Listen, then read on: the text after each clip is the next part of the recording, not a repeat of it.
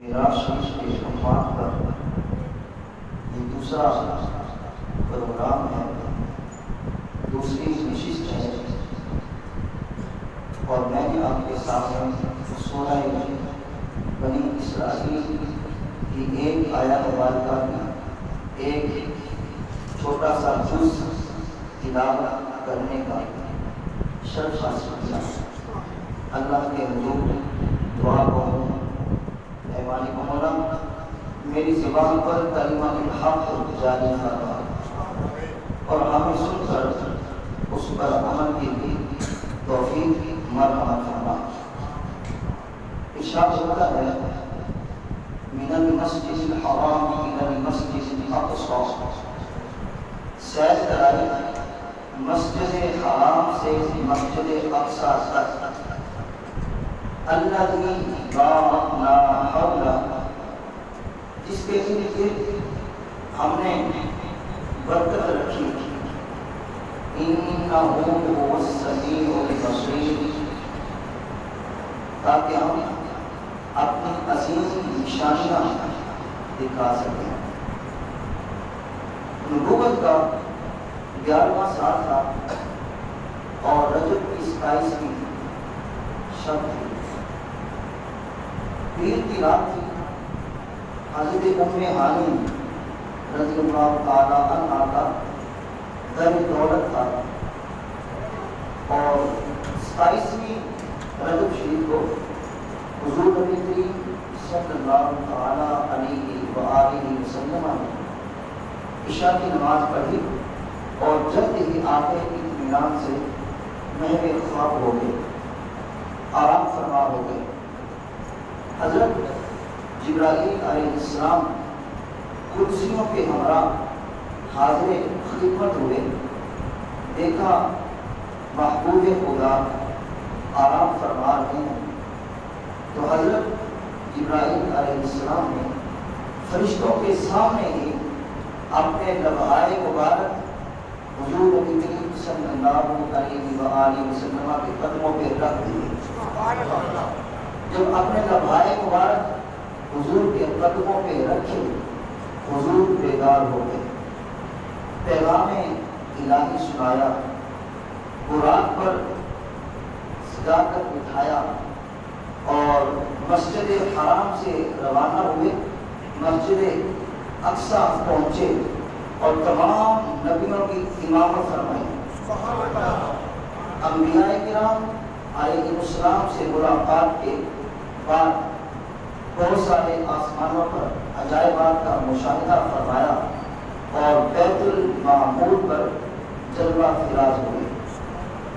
حضور نبی کریم صلی اللہ علیہ وآلہ وسلم کی سواری کا نام براق ہے۔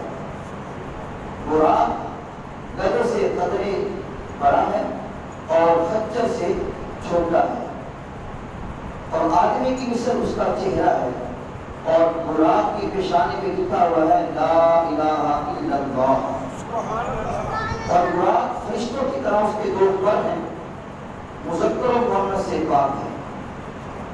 حضرت عبداللہ بن مسعود رضی اللہ تعالیٰ عنہ روایت کرتے ہیں کہ براق کی یہ خوبی ہے، جس وقت پہاڑ پہ چڑھتا ہے تو اس کے پاؤں لمبے ہو جاتے ہیں، اور جب پہاڑ سے اترتا ہے تو ہاتھ لمبے ہو جاتے ہیں، تاکہ سوار کو جو اوپر بیٹھا ہے اسے راحت ملے، سکون ملے اور تکلیف سے اسے بچایا جا سکے۔ اور وہ براق سفید رنگ کا ہے، درمیانہ اس کا قد ہے، اور اس براق کی نگاہ کا عالم یہ ہے جہاں اس براق کی نظر جاتی ہے وہاں اس کا پہلا قدم جاتا ہے۔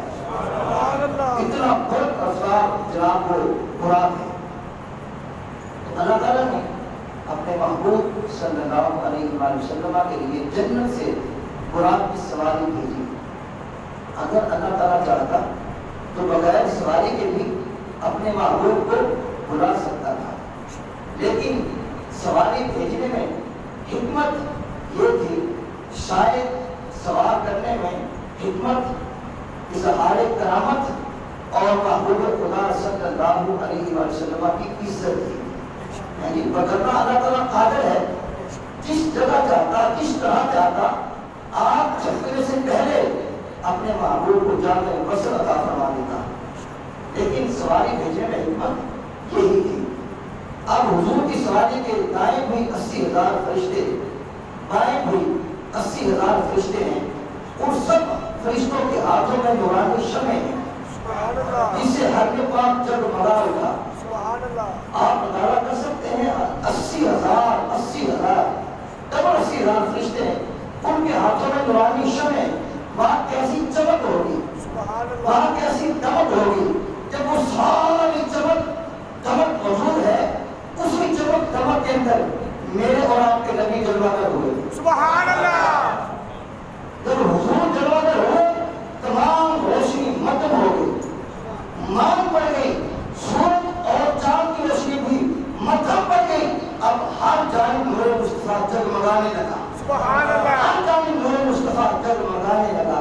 جبریل امین کو وحی آئی، اے جبریل جیل کو جبریل فرمایا ہم نے اپنے محبوب کی نورانیت پر 70,000 حجابات چڑھائے ہیں. میرے محبوب کی نورانیت پر 70,000 جناب ہم نے پردے ڈالے ہوئے ہیں. اور اس وقت ان 70,000 حجابات میں سے صرف ایک پردہ اٹھایا ہے. سبحان اللہ. اس ایک پردے میں کمال یہ ہے کہ چاند کی روشنی بھی مان پڑ گئی، سورج کی روشنی بھی مان پڑ گئی، اور ستاروں کی روشنی بھی مان پڑ گئی. ہر جانب نور مصطفیٰ جگمگا اٹھا. اب برادران اسلام، پیارے آقا مولانا صلی اللہ علیہ وسلم کی سواری بالکل تیار تھی. ملائکہ بڑے بند ہوئے انتظار میں تھے. عرش پر خوشیاں تھی، فرش پر دھونے تھی. مقربان عالم والا میں انتظار تھا. اور حضور نبی کریم صلی اللہ علیہ وسلم براق پر سوار ہونے ہی والے تھے کہ براق نے اچھلنا اور کودنا شروع کر دیا. جب براق اچھلنے اور کودنے لگا تو جناب جبریل امین نے فرمایا یا براق اما تستحی من محمد صلی اللہ علیہ وسلم فوالذی نفسی بیدہ ما علی ظہرک افضل منہ اسکنی. اے براق تو محمد سے حیا نہیں کرتا، تو کچھ اور بول رہا ہے، تجھے محمد عربی سے حیا نہیں آتی؟ کہا مجھے اس ذات کی قسم ہے جس کے دستے قدرت میں میری جان ہے، محمد سے افضل تیری پیٹھ پہ سوار ہونے والا کوئی پیدا ہی نہیں ہوا. تو کیوں چل رہا ہے؟ آرام کر، اطمینان سے بیٹھ جا. اللہ اکبر. اے براق آرام سے کھڑا ہو جا. اب براق جو جنبش کر رہا تھا، کود رہا تھا، اس سے کنارہ کشی کی اور اطمینان سے کھڑا ہو کے کہنے لگا اے جبریل یہ وہی محمد عربی ہے جس کے فراق میں، جس کے ملاقات کے شوق میں 40,000 سال تک روتا رہا ہوں. جبریل امین نے کہا ہاں یہ وہ نبیوں کا تاجدار ہے. اور تو چھپا ہے اس وقت ان کو دیکھ کے آرام سے کھڑا ہو. اب براق بالکل اطمینان سے کھڑا ہو گیا. جب اطمینان سے کھڑا ہو گیا اور زبان سے کہنے لگا قم یا سید المرسلین وراقبنی الیک حاجہ. اے محمد عربی میری پشت پر سوار ہو جائیے. انداز رکھیے، اے سید المرسلین مجھ پہ سوار ہو جائیے، مگر مجھے آپ سے ایک حاجت ہے، میری ایک تمنا ہے، میری ایک آرزو ہے. حضور نے فرمایا بتاؤ تمہاری آرزو کیا ہے؟ وہ کہنے لگا حضور میری آرزو اور تمنا یہ ہے کہ کل قیامت کے دن مجھے اپنی شفاعت سے محروم نہ رکھنا. اللہ اکبر. حضور مجھے کل قیامت کے دن اپنی شفاعت سے محروم نہ کرنا، مجھے بھی یاد رکھنا. اور دوسری میری خواہش اور تمنا یہ ہے کہ میدان محشر سے لے کے دخول جنت تک مجھے ہی اپنی خدمت کا آزاد عطا فرمانا. اللہ اکبر. یہ تو ہو ہی نہیں سکتا کہ میرے نبی کی بارگاہ میں کوئی سوال کرے اور محروم ہوتے. رب نے قرآن میں فرما دیا تیسرے پارے میں وَأَمَّا السَّائِلَ فَلَا تَنْهَرْ. اے محبوب کسی سائل کو تمہیں جھکنا نہیں ہے. کوئی بھی تیرے پاس آئے تو نے اس کو جھولیاں بھر بھر کے عطا کرنا ہے. اب رب نے فرما دیا کسی کو خالی نہیں موڑنا.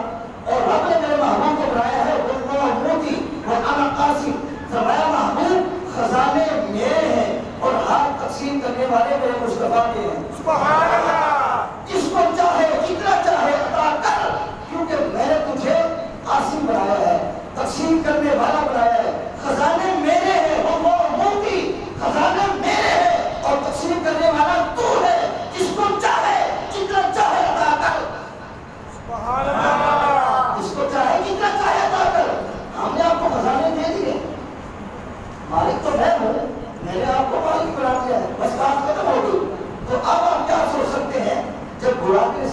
یہ سوال کیا حضور میدان معاشر سے دخول جنت تک مجھے ہی اپنے خدمت کا احساس عطا فرمائیے گا.